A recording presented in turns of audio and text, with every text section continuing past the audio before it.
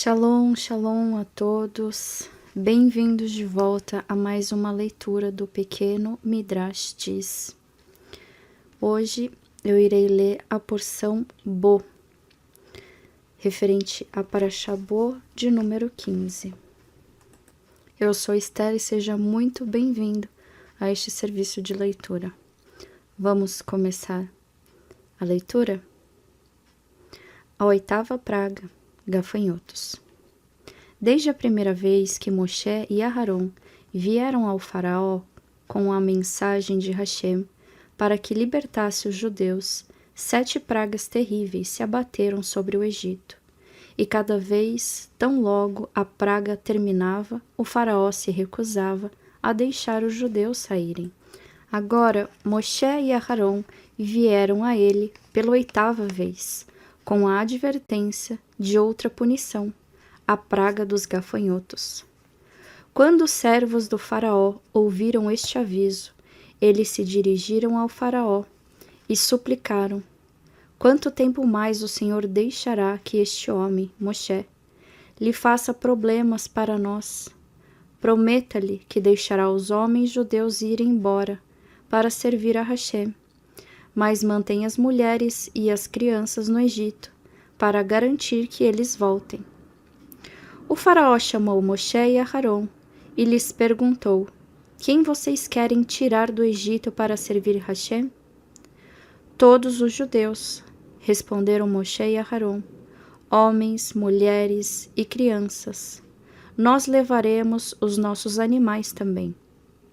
Nunca, gritou o faraó. Eu posso deixar os homens irem, mas com certeza não as crianças.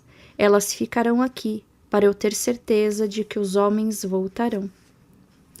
Eu sei bem o que vocês querem. Vocês querem fugir do Egito para sempre, não apenas para oferecer sacrifícios. Eu nunca permitirei isso.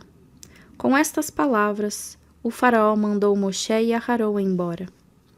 Assim Hashem trouxe um vento muito forte, que carregou gafanhotos para toda a terra do Egito. Os egípcios já tinham visto gafanhotos antes, mas nunca em suas vidas haviam visto tantos ao mesmo tempo. Havia milhões. O céu estava tão repleto deles que não se conseguia enxergar o sol. Eles enxamearam os campos como um imenso cobertor de criaturas saltitantes, sem deixar nenhum só pequeno espaço vazio. A praga anterior, o granizo, havia destruído quase todos os grãos, folhas, grama do Egito. Agora os gafanhotos atacaram e comeram todo o restinho de grãos que ainda sobrara. Eles comeram e comeram, e comeram e comeram. Logo, todas as árvores de todos os campos estavam completamente nus. Os egípcios ficaram amedrontados. Como não restou nenhuma vegetação, nós morreremos de fome. E os gafanhotos não ficaram somente nos campos, eles também cobriram as paredes das casas dos egípcios aos montes, entrando pelas janelas e invadindo todos os lugares em busca de comida. Cada canto estava infestado destas criaturas, seus olhos atentos, seu olhar faminto. Em bandos, eles devoraram qualquer coisa comestível. O faraó viu que ele e o seu povo morreriam de inanição e ficou com muito medo. Desesperado, ele chamou Moshe e Aharon. Eu pequei contra Hashem e contra vocês, ele admitiu. Por favor, me perdoem, mais uma vez, e rezem para Hashem nos livrar desses gafanhotos antes que morramos de fome. Moshe saiu do palácio do faraó e rezou para Hashem. Hashem trouxe outro vento. Ele carregou cada gafanhoto para longe do Egito. Imediatamente o faraó mudou de ideia e não deixou Bnei Israel ir embora. A 9ª praga, escuridão. O faraó não desfrutou do fim dos gafanhotos por muito tempo, pois agora Hashem disse a Moshe: Estique a sua mão em direção ao céu, e a escuridão descerá sobre o Egito. Moshe obedeceu, e a escuridão começou a cobrir toda a terra do Egito com uma coberta preta e pesada.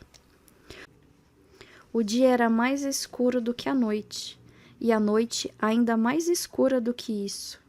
Os egípcios não conseguiam reconhecer contornos nem imagens, de tão espessa e profunda era a escuridão. De nada adiantava acender velas ou tochas, sempre permanecia escuro como piche. Depois de 3 dias, a praga piorou.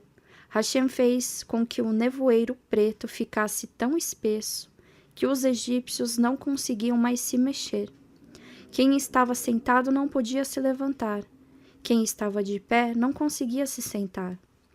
Presos na escuridão espessa e negra, cada egípcio ficou congelado na posição que estava quando a grossa escuridão começou. Os egípcios permaneceram imóveis por 3 dias. Enquanto isso, os judeus estavam livres para entrar nas casas dos egípcios sem serem incomodados. Não apenas havia luz aonde eles viviam, mas sempre que um judeu entrava numa casa egípcia, ele era acompanhado por luz. Ele podia ver, enquanto os egípcios na mesma casa não. Como Hashem planejara, os judeus agora podiam abrir as gavetas e armários dos egípcios para ver os seus valiosos pertences. Nenhum judeu, no entanto, tocou em nada que pertenciam aos egípcios. Eles simplesmente inspecionaram o que os egípcios possuíam. Mais tarde, quando Bené Israel saíram do Egito, eles foram instruídos por Moshe a pedir aos egípcios: dei-nos ouro, prata e roupas para levarmos. Cada egípcio protestou: eu não tenho ouro, prata ou roupas. E o judeu o corrigia: é claro que você tem. Eu vi ouro na sua gaveta de baixo e a roupa atrás da sua cama. E o egípcio era obrigado a admitir que o judeu estava certo. E assim cada egípcio deu a Bené Israel tudo o que eles pediram. Algo mais aconteceu durante a praga da escuridão. Entre os judeus haviam muitos que não acreditavam que Moshe e Aharon tinham realmente sido enviados por Hashem para libertar os judeus do Egito. Eles disseram: não acreditamos que algum dia sairemos dessa terra. E mesmo se isso acontecer, nós certamente morreremos de fome no deserto. Nós preferimos ficar no Egito. Hashem puniu esses rechaim perversos que viviam entre os judeus. Eles morreram durante a praga da escuridão, sem que os egípcios vissem, pois do contrário, eles diriam: vêm esses judeus sendo mortos? Eles são tão maus quanto nós. Quando a praga da escuridão acabou, o faraó mais uma vez chamou Moshe e Aharon. Ele disse: desta vez estou disposto a deixar que todos vocês saiam, homens, mulheres e crianças. No entanto, vocês devem deixar os seus rebanhos e gado aqui, pois precisamos deles. Nós também precisamos, respondeu Moshe. Hashem quer que ofereçamos sacrifícios. Devemos levar todos os nossos animais conosco quando sairmos. O faraó gritou: saia daqui. Se ousar vir ao meu palácio novamente, eu matarei você. Moshe respondeu: eu não voltarei aqui. Estou avisando agora sobre a última praga. Hashem, ele próprio, descerá sobre o Egito no meio da noite e matará todos os egípcios que são os primogênitos de seus pais. Depois desta praga, você e seus servos virão até mim e implorarão para irmos embora. Moshe deu um tapa no rosto do faraó. Dessa forma, ele puniu o faraó por sua arrogante ameaça de matá-lo. Então Moshe saiu. A primeira mitzvá dada ao povo judeu. Os juízes do Beit Din devem sempre fixar o começo de um novo mês judaico. Antes da última praga começar, Hashem ordenou a Moshe e a Aharon que ensinassem a Bnei Israel a primeira mitzvah. Moshe e Aharon, então, ensinaram aos judeus a mitzvah de Rosh Hodesh. O Beit Din, a corte de lei judaica, deveria decidir todo mês qual dia seria designado como Rosh Hodesh, o primeiro dia do novo mês judaico. Como o Beit Din decidiria quando um novo mês começaria? Entenderemos isto melhor com estes desenhos que mostraram qual a aparência da lua durante o mês. Descrevendo a imagem, aqui nós temos uma imagem das fases da lua. Cada mês a lua cresce e mingua. No começo do mês, a lua está fina. Ela cresce e cresce até parecer uma banana. No meio do mês, ela está cheia e redonda, como uma laranja. Então ela começa a minguar novamente. Ela vai diminuindo, diminuindo, até desaparecer no final do mês. No mês seguinte, ela aparece de novo. Qualquer judeu que visse a lua nova fininha no céu no começo do novo mês deveria ir até o Beit Din. Ele relataria: eu vi a lua nova no céu. Os juízes do Beit Din esperariam outro judeu chegar e afirmar a mesma coisa. Então eles perguntariam às duas testemunhas várias perguntas, para se certificarem de que falavam a verdade. Se os juízes ficassem satisfeitos, eles declarariam: hoje é Rosh Hodesh, o começo de um novo mês. Hoje, um Beit Din não tem poder de estabelecer um novo mês de acordo com testemunhas que avistaram a lua nova. Em vez disso, nós temos um calendário fixo, onde o início de cada mês está marcado para nós. Mas quando o Mashiach chegar, os juízes do Beit Din novamente terminarão cada Rosh Hodesh de acordo com testemunhas que viram a lua nova. Hashem ordena ao povo judeu cumprir 2 mitzvot antes de sair do Egito. Hashem ordena a Bnei Israel cumprir 2 mitzvot antes de sair do Egito. Somente então os judeus realmente mereceriam os grandes milagres com os quais Hashem os libertaria. Hashem pediu-lhes para realizar estas 2 mitzvot. Primeira, cada família judia teria que oferecer um korban, Pesach, um sacrifício pascal. Segundo, todos os judeus que não tivessem Brit Milá teriam de fazer Milá antes de comerem o korban Pesach. Nós explicaremos ambas as mitzvot. Hashem ordena que cada família prepare um korban, Pesach, o sacrifício pascal. Hashem falou a Moshe que ordenasse a Bnei Israel: 4 dias antes de Pesach, cada família judia comprará um cordeiro ou um bode jovem. Eles deverão manter o animal em sua casa por 4 dias.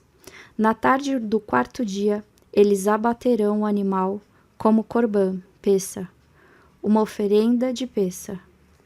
Porque, dentre todos os animais, Hashem escolheu um cordeiro como korban Pesach. O povo do Egito acreditava que os cordeiros eram sagrados. Eles rezavam para animais, especialmente para carneiros. Para mostrar aos egípcios que eles estavam errados, Hashem ordenou aos judeus abaterem cordeiros, os deuses egípcios. Ao cumprir essa mitzvah, os judeus provavam que confiavam em Hashem e não acreditavam nos ídolos egípcios. Porque Hashem ordenou a Bnei Israel preparar cordeiros antecipadamente 4 dias antes de Pesach. Um animal é kasher para um korban somente se ele for perfeito. Se não tiver nenhum defeito em seu corpo. Durante estes 4 dias, cada família amarrou seu cordeiro ao pé da cama e examinou o animal cuidadosamente, para se certificar que ele estava kasher para um corbã. 2. Hashem ordenou aos judeus começar a mitzvah alguns dias antes, para ganharem o mérito de serem redimidos do Egito. Imagine quanta coragem uma família judia precisava para pegar um cordeiro do Deus dos egípcios e prepará-lo para ser abatido como um corbã. Os judeus tremeram só de pensar em como os egípcios ficariam furiosos quando descobrissem isso. Certamente eles iriam matar cada judeu. E mesmo assim, todos os judeus escutaram Moshe. Cada família preparou um jovem cordeiro, 4 dias antes de Pêssah. Hashem estava orgulhoso dos judeus. Ao cumprir essa mitzvah, eles mostraram que não acreditavam mais nos deuses egípcios e provaram que obedeceriam Hashem, mesmo quando achavam que isso poderia ser perigoso. Agora eles tinham um zehut, um mérito, pelo qual mereceriam ser redimidos. Hashem diz aos judeus o que fazer com o Corban Pessah. Hashem falou para Moshe ordenar aos judeus. Na tarde do 14º dia de Nissan, cada família abaterá o seu cordeiro. Então vocês colocarão um pouco de sangue do cordeiro nos 2 batentes laterais de sua porta frontal e um pouco de sangue no batente superior da porta. Hashem passará por sobre as casas dos egípcios no meio da noite de Pêssah para matar os seus primogênitos. O sangue nas casas judias provará para Hashem que os judeus lhe obedeceram e cumpriram sua mitzvot. Assim ele terá piedade das casas judias e não matará ninguém dentro delas. Cada família judia assará o seu cordeiro sobre um fogo aberto e o comerá durante a noite de Pêssah, juntamente com o matzot e maror, ervas amargas. O maror lembrará vocês da escravidão dura e amarga no Egito. Cada pessoa deverá comer o Corban Pessah, estando completamente vestida e segurando seu bastão em sua mão, pronto para deixar o Egito. Hashem irá tirá-los do Egito nesta mesma noite. Então estejam prontos. Cada ano, na noite de Pêssah, vocês deverão comer um corban de Pêssah para recordar a sua saída do Egito. Um relato. Como o corban Pêssah era oferecido na época do Beit HaMikdash. O Sefer Shevet Yehudá conta como era trazido o corban Pêssah na época do segundo Beit HaMikdash. Vamos compartilhar o entusiasmo que acompanhava o Corban Pêssah ao ler estes fascinantes detalhes. Em Rosh Chodesh Nissan, o rei judeu enviava mensageiros a todos aqueles que viviam nos arredores de Jerusalém. Os mensageiros declaravam: tragam todos os carneiros ou bodes que vocês tiverem para vender, para que todo judeu possa comprar um animal para o seu Corban Pêssah.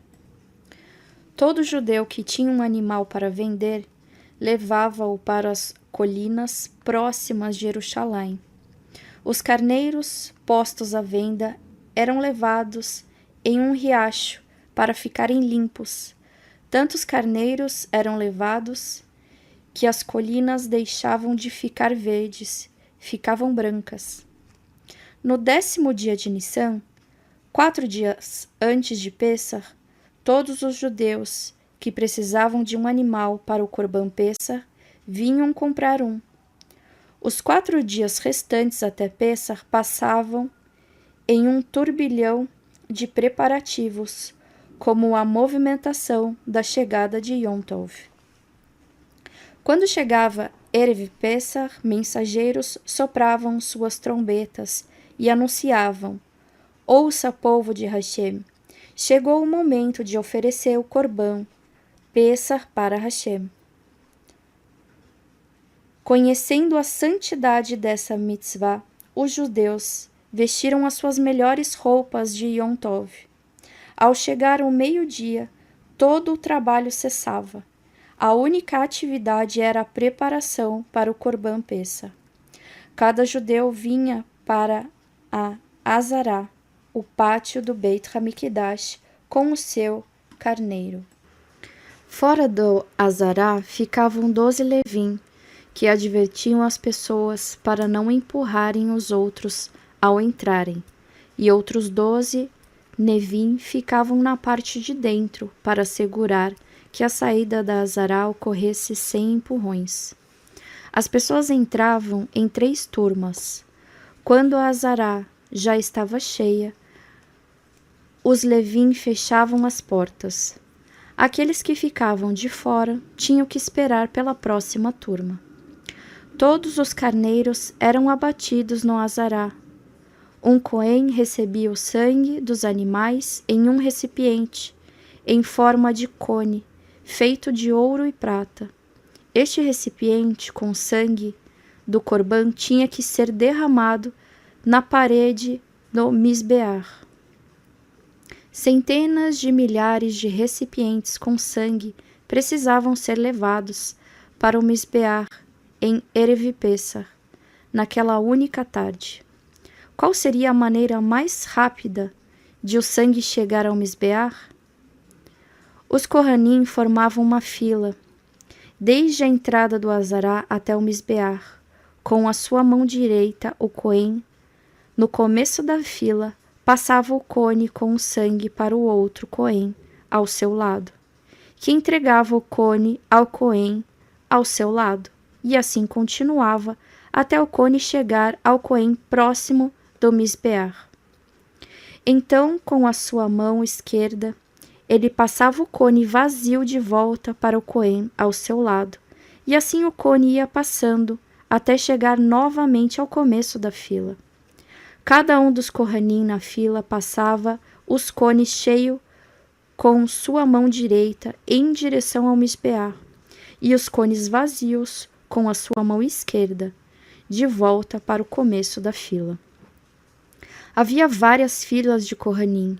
Uma fila usava somente cones de prata e a seguinte cones de ouro.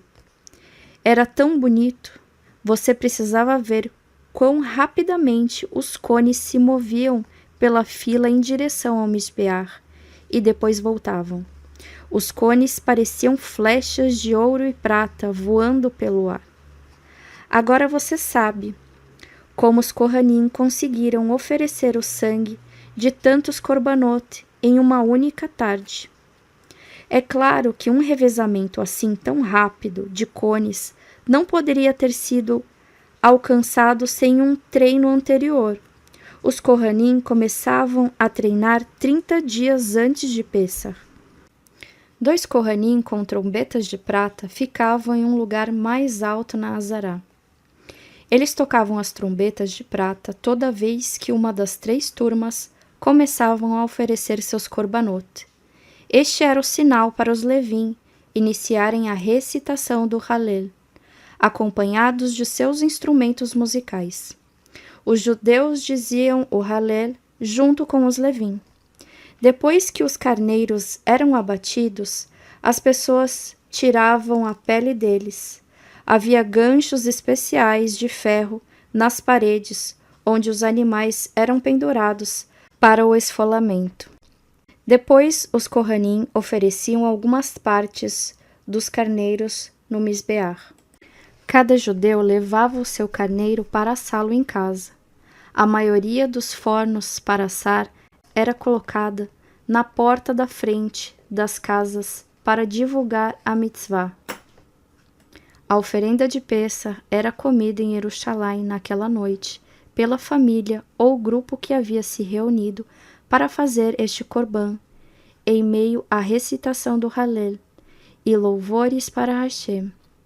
Durante a noite de Pêssar, os portões de Jerusalém permaneciam totalmente abertos, pois havia muitas pessoas entrando e saindo. As vozes dos judeus louvando a Hashem podiam ser ouvidas de longe.